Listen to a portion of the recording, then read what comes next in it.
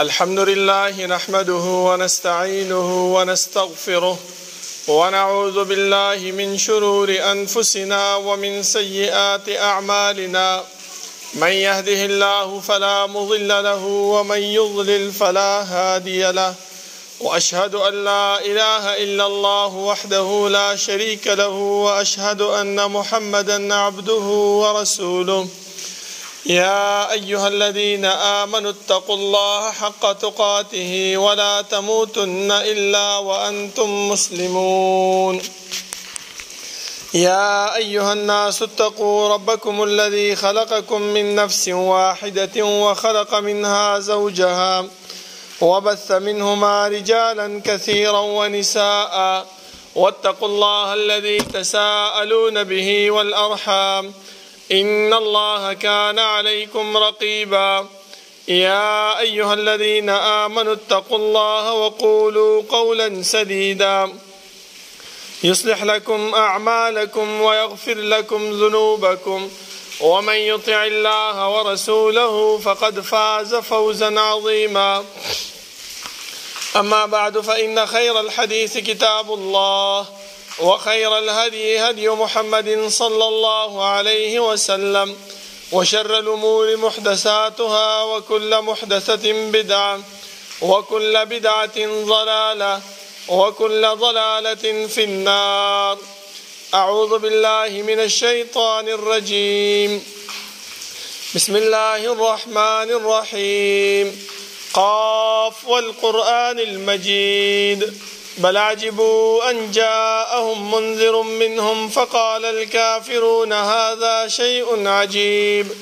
أإذا متنا وكنا ترابا ذلك رجع بعيد. قد علمنا ما تنقص الأرض منهم وعندنا كتاب حفيظ. بل كذبوا بالحق لما جاءهم فهم في أمر مريج. أفلم ينظروا إلى السماء فوقهم كيف بنيناها وزيناها وما لها من فروج. والأرض مددناها وألقينا فيها رواسي وأنبتنا فيها من كل زوج بهيج. تبصرة وذكرى لكل عبد منيب. ونزلنا من السماء ماء مباركا فأنبتنا به جنات وحب الحصيد والنخل باسقات لها طلع نضيد رزقا للعباد، وأحيينا به بلدة ميتا كذلك الخروج. كذبت قبلهم قوم نوح وأصحاب الرس وثمود وعاد وفرعون وإخوان لوط وأصحاب الأيكة وقوم تبع كل كذب الرسل فحق وعيد. أفعينا بالخلق الأول بل هم في لبس من خلق جديد.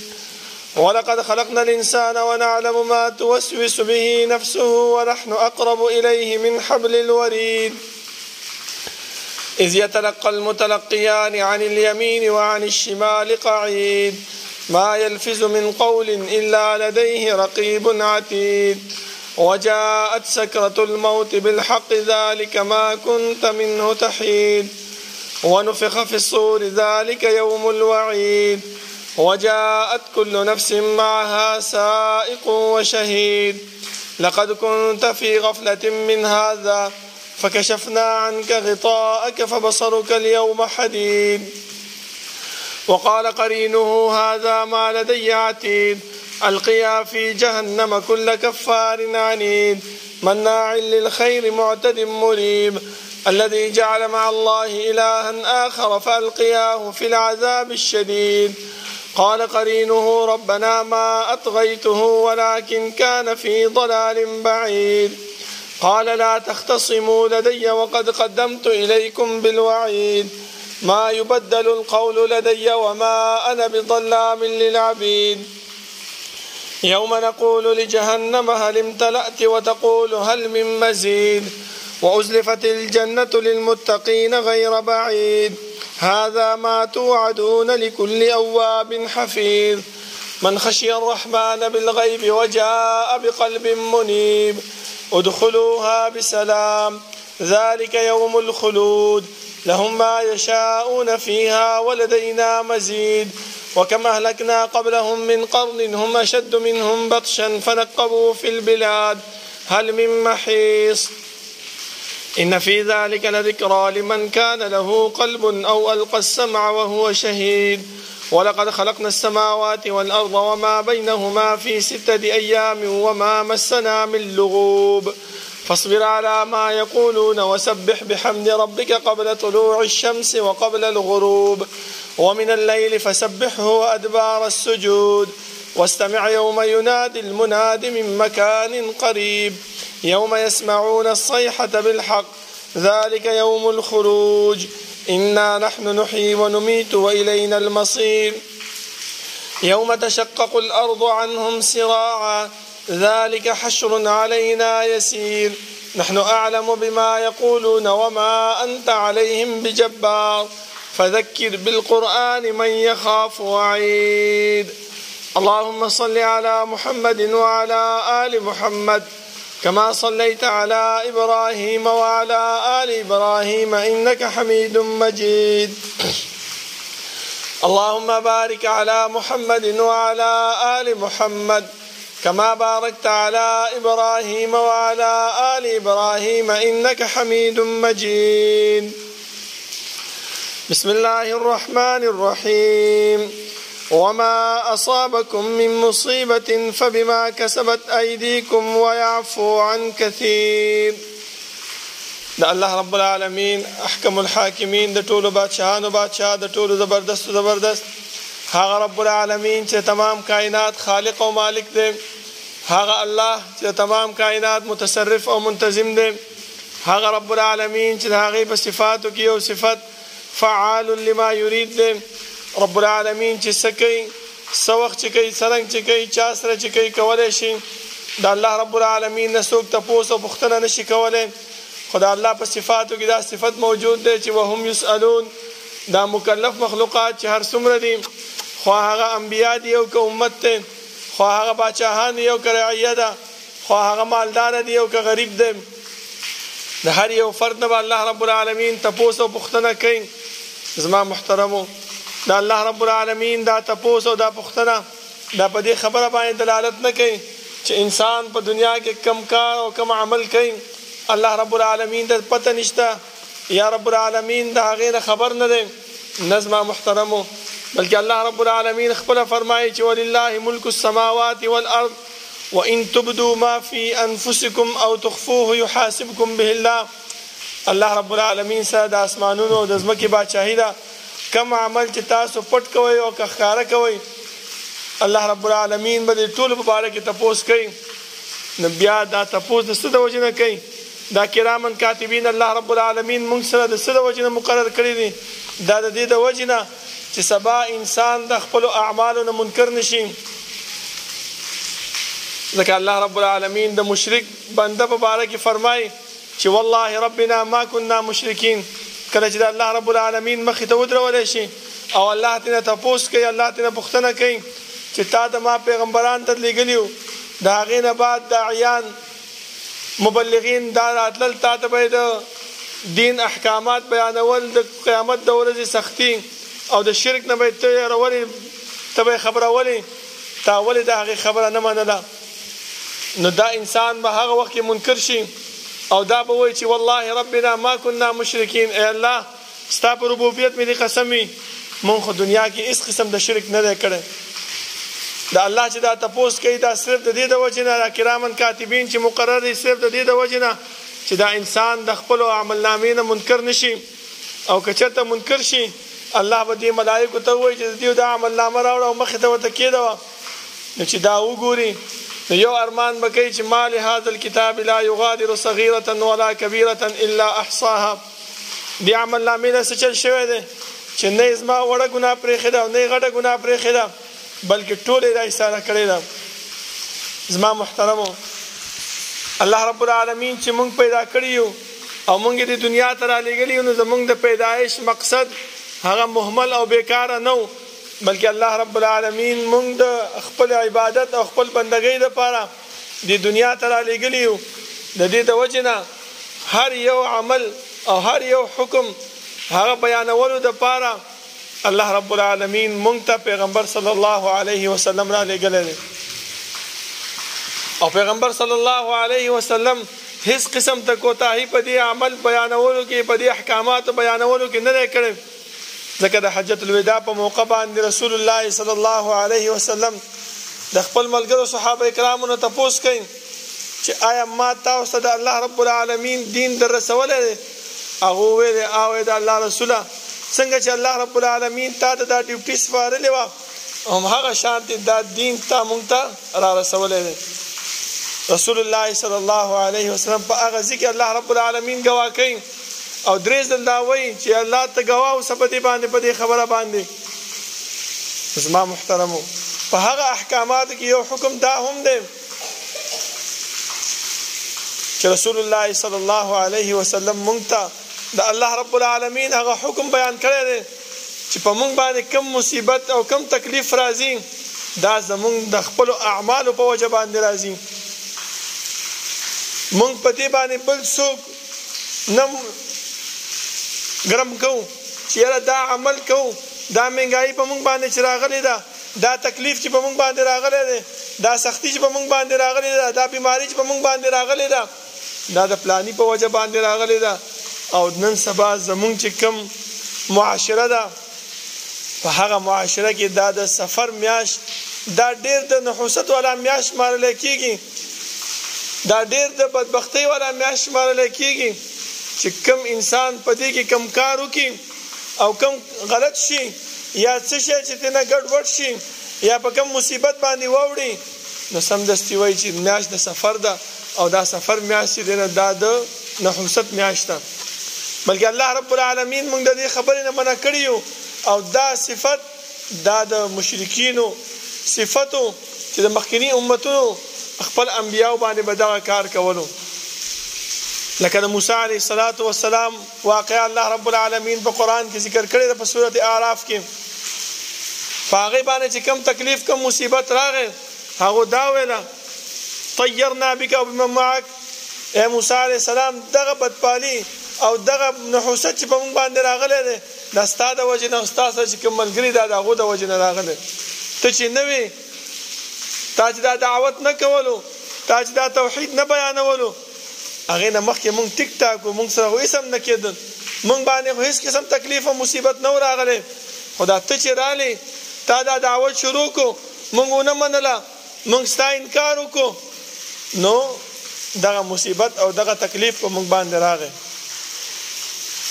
الله رب العالمین سمدستي د هغې تردید کوي چې نه دا ستاسو خپل د اعمالو په وجه باندې تاسو ته راځي که چېرته تاسو د الله رب العالمین د رالېږلی شوي استازي او د قائد خبره ومنئ هغه چې کوم احکامات تاسو ته بیانوي په هغې باندې عمل وکئ نو الله رب العالمین به تاسو کامیاب کړي او الله رب العالمین به تاسو نه دا نحوست او دا بدپالي تاسو نه به لرې کړي ختم به کړي دا مشکلات به تاسو نه ختم شي بل ځکه الله رب العالمین فرمایي چې دغه مشکلات هر انسان د خپل ګریوان کې سوچ وکړي چې یاره په ما باندې چې کم تکلیف او کم مصیبت راغلی دا په څه وجه باندې راغلی دی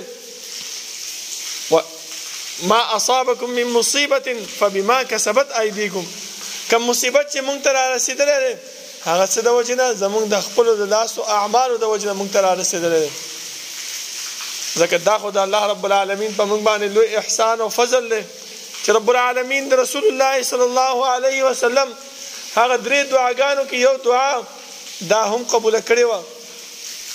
چې الله زما په امت باندې د مخکینی امتونو په شان د عذاب او مراوله چې یو ځل باندې ټول شي تباه شي ګرې زمونږ اعمال داسې دي زمونږ کارونه داسې دي چې مونږ د دې مستحق یو چې مونږ باندې الله رب العالمین عذاب راولي خو دا د رسول الله صلی الله علیه وسلم هغه دعا ده چې زمونږ په حق کې الله رب العالمین هغه قبوله کړې ده زما محترمو دغه نحوست دا چې دی نو د مشرکینو عملو لکه مشرک سړی به چې سهار د کوره راووتو که چېرته به یې کارغه ولیدو او دا به ولیده چې دا کارغه په ګس طرف باندې لاړ شي یا والوځي په بل طرف باندې نو دیو به ویله چې نن زما دا کار نه کېږي بدپالي به یې نیوله همدغه شانتې دا د سفر میاشت د هغو په نیز باندې دا د بیکاره میاشت شوه، د نحوست میاشت شوه، په دې باندې به هم چې دی نو بدپالي نیوله چې یاره دې میاشت کې چې کوم کارونه کېږي هغه سمیږي نه. لکه نن سبا مونږ چې دکان ته لاړ شو، سهار وختي دکان کولاو کو، نو چې اول قرضدار راشي نو مونږ څه وایو چې یاره دا نن ورځ چې کوم دی نو زما کار نه چلیږي. ولې؟ سهار وختي چې کوم دی نو قرضدار راغی. دغه بدپالي مونږ نیسو په دې خبره باندې چې یاره ابتدا زمونږ په قرضو باندې وشوله نو ټوله ورځ به په قرضو باندې روانې. دغه بدپالي او دغه نحوست چې دی نو زما محترمو دا زمونږ په امت کې هم راغلی دی. نن سبا معاشره کې هم دغه خبره رایجه ده. او مونږ څه کوو؟ مونږ د دې د لرې کېدو دپاره دا نه کوو چې د الله رب العالمین او د رسول الله صلی الله علیه وسلم کوم حکم دی هغې ته ځان متوجه کړو، هغې ته راشو، هغه وګورو چې پیغمبر مونږ ته څه ویلي دي، الله رب العالمین مونږ ته څه ویلي دي. بلکې مونږ څه کوو؟ مونږ د دې د نحوست د ختمولو دپاره زمونږ د اطرافو ته دا چوري موري تقسیمیږي او یا څه خیراتونه کېږي. وایي څه شی دی؟ دا سفر میاشت دا د نحوست میاشت ده چې که چېرته دا شی مونږ تقسیم نه کړو نو دا نحوست زمونږ په کور باندې هم راځي. دا کار چې ونه کړو نو دا نحوست په مونږ باندې بیا راځي. زمونږ هغه کارونه، زمونږ کاروبار، زمونږ کور ته مشکلات، بیماریانې دا د سفر په وجه باندې راځي. بلکې الله رب العالمین او د الله رسول صلی الله علیه وسلم مونږ د دې خبرې نه منع کړي چې دا خبره د شرک ده. الله رب العالمین کم عقیده او کم کار چې کېږي هغه الله رب العالمین مخکې نه به انسان بس لیکلی دی. ځکه الله رب العالمین چې کله اسمانونه او ځمکې پیدا کړې، قلم یې پیدا کړو، قلم ته ویل اکتب، قلم ورته ویل چې ای الله زه څه ولیکم؟ هغه الله رب العالمین ورته وفرمایل چې مقادیر کل شی، د هر انسان او د هر شي تقدیر ولیکه. نو قلم بیا هغه تقدیر لیکلی دی زما محترمو، او هغه تقدیر الله رب العالمین په لوح محفوظ کې محفوظ کړی دی. خدا نن سبا چې مونږ وایو چې یاره دعا سره تقدیر هم بدلیږي، دا هغه تقدیر دی چې د هغې نه یو حصه الله رب العالمین د اسمان د دنیا کې یخې ده. خو چې کوم شی بدلیږي هغه شی صرف د دې اسمان د دنیا کې چې کوم دغه پروت دی په هغې باندې بدلیږي. بره چې دی نو هغه الله رب العالمین هر څه په هغې کې لیکلی دي چې اول به داسې وي، بیا به د دعا په وجه باندې به دا بدل شي. دا ټولې خبرې الله رب العالمین په لوح محفوظ کې محفوظ کړي دي. اوس په مونږ باندې زمونږ په اعمالو په وجه باندې کم نحوست، کم مشکلات، کم مصیبت په مونږ باندې راځي، هغه صرف زمونږ د اعمالو په وجه باندې راځي. مونږ چې څه قسم کار کوو، څه قسم وخت او زندگی تیرو، د هغې په وجه باندې مونږ باندې دا راځي. او رسول الله صلی الله علیه وسلم مونږ ته دا خبرې ښودلې دي چې انسان کله چې په تا باندې نحوست او مشکلات راشي نو ځان په څه باندې بچ کا؟ الله رب العالمین نه دعا وغواړه، الله رب العالمین د سر به سجود شه. خو دا دعا او دا سر به سجود کېدل دا په څه باندې راځي؟ ایمان باندې راځي. ایمان والا خلکو الله رب العالمین حفاظت کوي. کم انسان چې ایمان په الله باندې مضبوط کی، یقین په الله باندې مضبوط کی، داسې نه لکه نن سبا زمونږ چې څنګه ایمانونه دي، په خوله باندې خو لا اله الا الله وایو، په خوله باندې کلمه هم وایو، مونځ هم کوو، لیکن زمونږ عقیده، زمونږ یقین هغه په الله باندې مضبوط نه دی. لکه الله رب العالمین فرمایي چې کم انسان ایمان راوړو د الله باندې عقیده مضبوطه شو، یقین مضبوط شو، نو ان الله يدافع عن الذين امنوا، الله رب العالمین د ایمان والاونه چې شي کوي، مدافعات کوي. دا مصیبتونه، دا تکلیفونه، دا نحوست، دا ټول هر څه د الله رب العالمین د ایمان والاونه هغه لري کوي.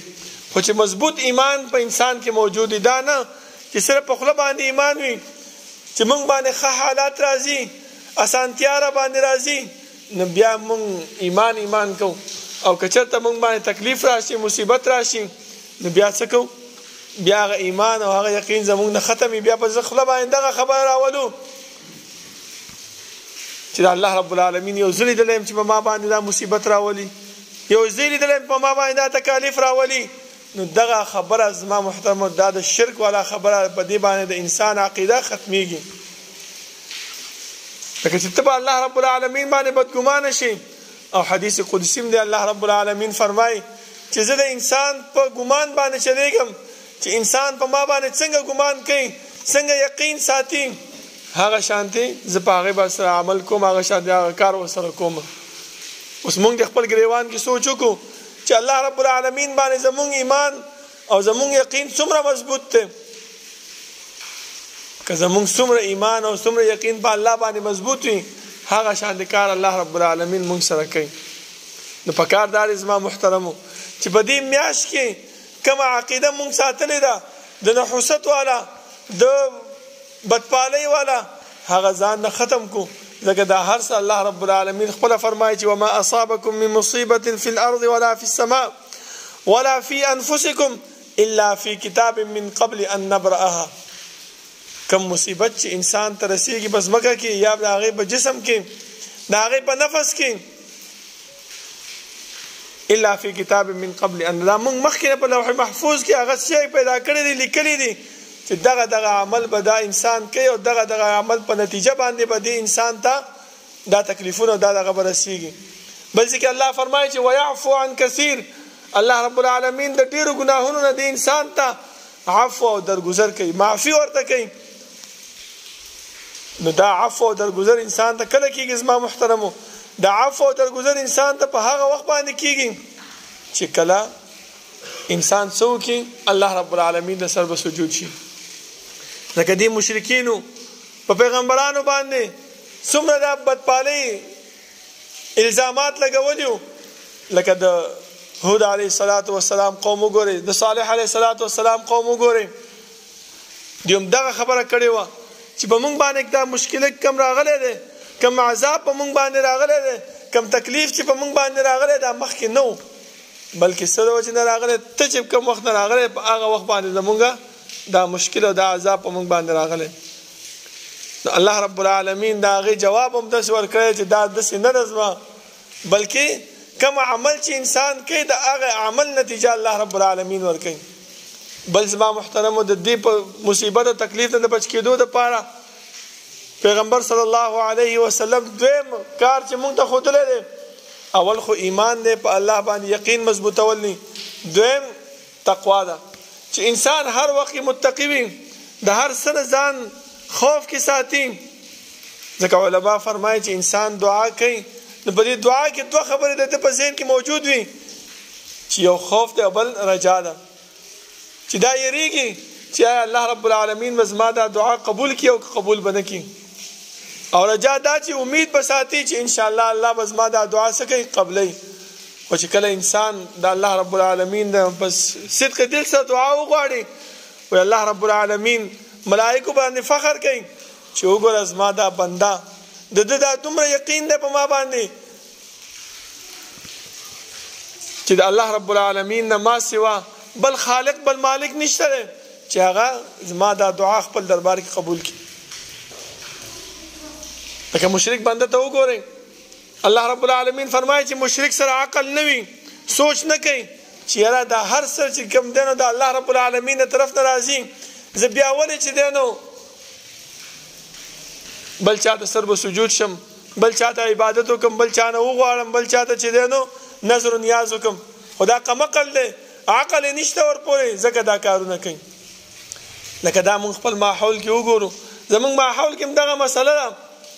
چې یو انسان په موږ باندې یو نیکي را سره وکړي یو خواله را سره وکړي نو د هغې خواله نتیجه موږ د هغې سره په بد رد باندې نه ورکوو د هغه خواله نتیجه موږ په دې نه ورکوو چې د هغې سره قطع تعلق وساتو چې نه تا ولې ما سره ښه کول بلکې د هغې خواله نتیجه موږ کوشش کوو چې هغه شانتې ښه ورسره وکړو که ښه ورسره ونه کړو نو د هغې خواله بل چا ته بیانو چې یاره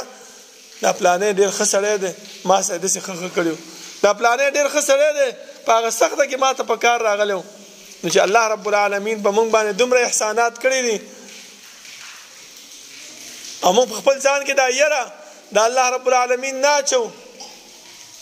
کومه بندګي چې الله رب العالمین زموږ نه غواړي هغه بندګي موږ نه کوو او دا مصیبت او دا تکلیفونه او دا نحوست په خپل ذهن کې مچولې دي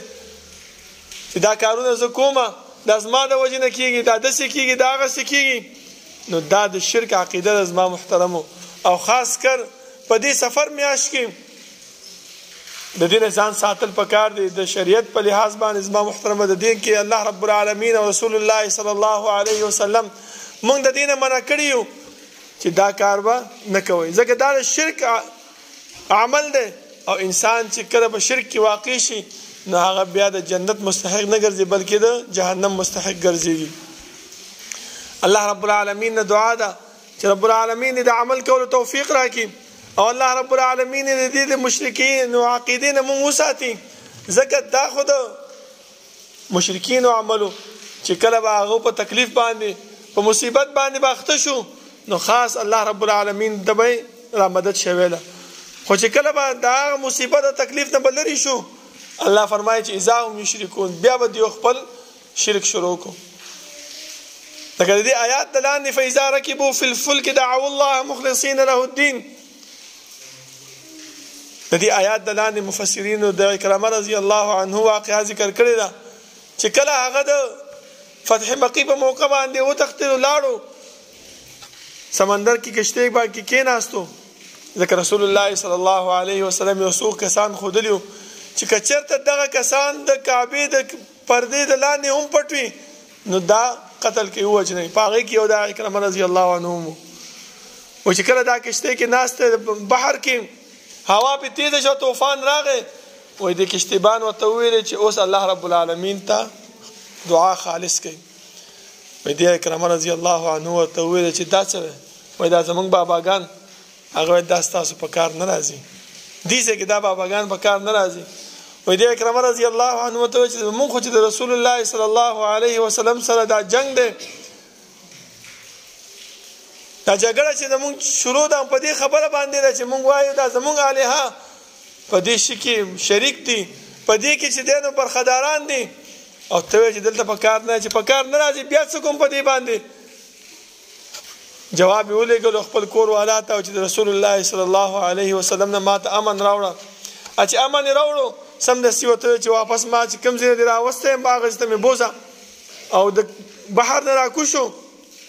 او سیده الله رسول صلی الله علیه وسلم خواله راغی او ایمان راوړو دا هغه وخت کې زما محترمو خلکو سره سوچ او فکر نن سبا موږ هغه سوچ او فکر ختم شوی دی موږ ته چې شي را ملاويږي بس باغې پس روان یو ولی د فتنو دور دی فتنې ډېرې عام شوې دي زما محترمو لکه حدیث کې رسول الله صلی الله علیه وسلم هم دې طرف ته اشاره کړې ده چې انسان به د خپل دین په لږو پیسو په وجه باندې به خرڅي ځکه مشکلات او تکلیفونه او مصیبت په دې انسان باندې راځي که څوک ورته وایي چې دا دین پرېږده او راشه دا تکلیف او دا مشکل به زه حل کړم وایي دا انسان دې ته تیاریږي وایي الله رب العالمین نه دعا ده چې الله دې عمل کولو توفیق راکړي او الله رب العالمین موږ نه دا مشرکی عقیده ختمه کړي او د خاص کر په سفر میاش کې چې کوم نحوست زمونږ په ذهنونو کې اچول شوی دی د دې عقیدې نه دی الله رب العالمین موږ وساتي اقول قولي هذا واستغفر الله لي ولكم ولسائر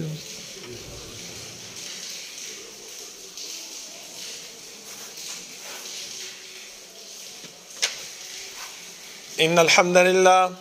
الحمد لله نحمده ونستعينه ونستغفره ونعوذ بالله من شرور أنفسنا ومن سيئات أعمالنا من يهده الله فلا مضل له ومن يضلل فلا هادي له وأشهد أن لا إله إلا الله وحده لا شريك له وأشهد أن محمدا عبده ورسوله يا أيها الذين آمنوا اتقوا الله حق تقاته ولا تموتن إلا وأنتم مسلمون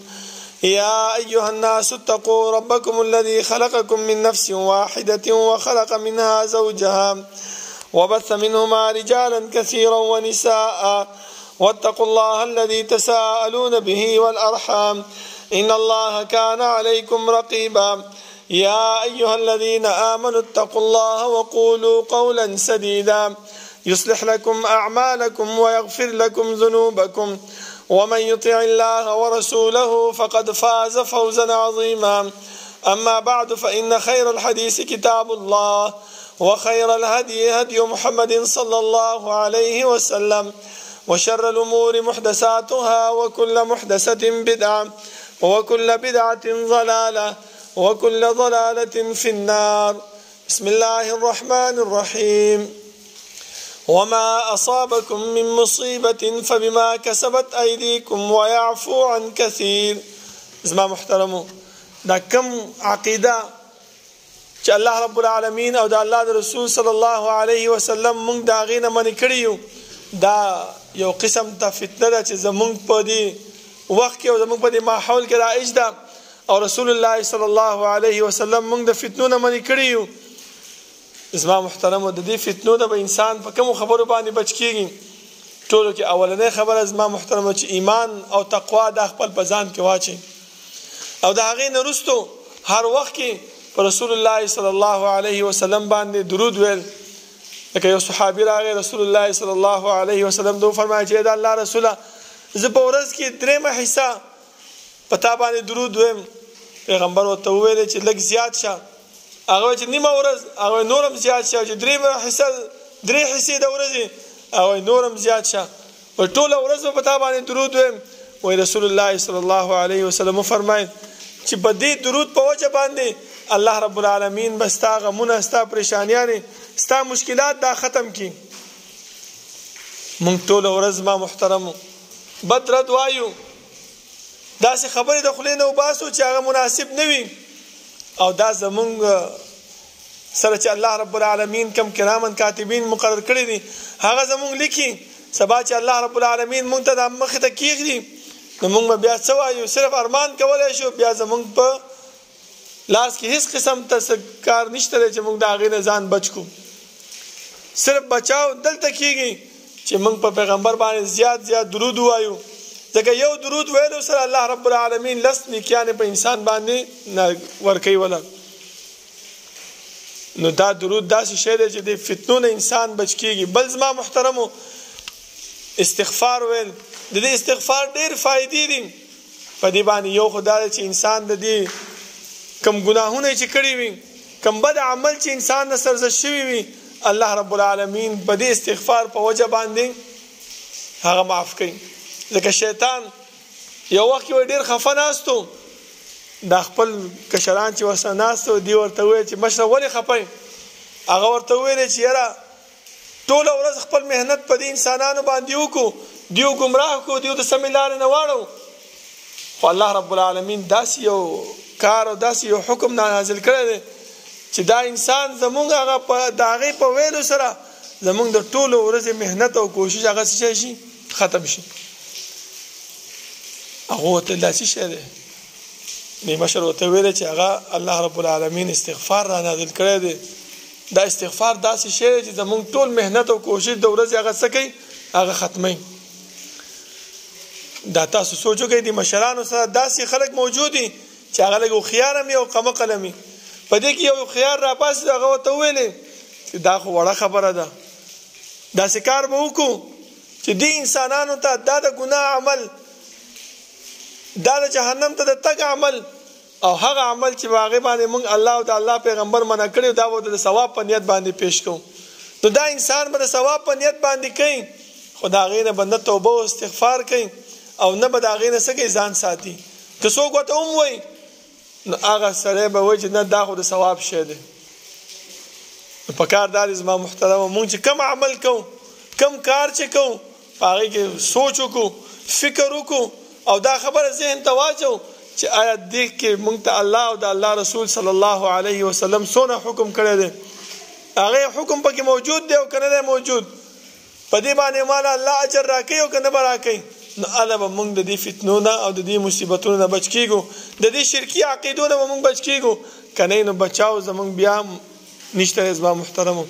الله رب العالمین نه دعا ده چې رب العالمین د عمل کولو توفیق راکړي، او الله رب العالمین دې مونږ د دې شرکي عقیدو نه وساتي، او الله رب العالمین چې مونږ باندې کم مشکلات، بیماریانې، تکالیف دي،